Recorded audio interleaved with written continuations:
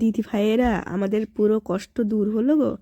দেখো, ওই দিন আমি আমাদের বাঙালি সুপার মার্কেটে গেছিলাম, সেখানে গিয়ে দেখলাম এই যে কত রকমের পিঠে বিক্রি হচ্ছে। চিতল পিঠে, এটা নান গোড়া, হ্যাঁ, তারপরে নুন গোড়া, কত রকমের গোড়া সব বিক্রি হচ্ছে।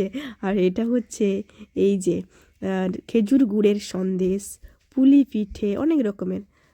Please just ignore my voice, আমার শরীরটা ভালো নেই, তার জন্য আমার ভয়েসটা এরকম শোনাচ্ছে। এই দেখুন কত সুন্দর পুলি পিঠা, মানে আমাদের আর কিছু করে খেতে হবে না, আমাদের হাতের কাছে সব কিছু ফ্রোজেন করা আছে। জানি না আদৌ এগুলো টেস্ট হয় কীরকম কী না, তো আমার কোনো ইচ্ছেই নেই এসব জিনিস কেনার, কারণ আমি নিজে ভালো বানাতেই পারি। তো ফ্রেশ বানাবো, ফ্রেশ খাবো, তাই না? আর এই যে এই তাল যে কত বছর আমি খাইনি তা বলার নয়, এই তালের যে পাল্পটা পাওয়া যায়, তো আমরা তো কত বছর যে পাইনি বলার নয়। তো এখানেও এইরকম ফ্রোজেন বিক্রি হচ্ছে। তো আমার ভাবছি এটা তিতা হবে না থাকলে, বা কী জানি বাবা।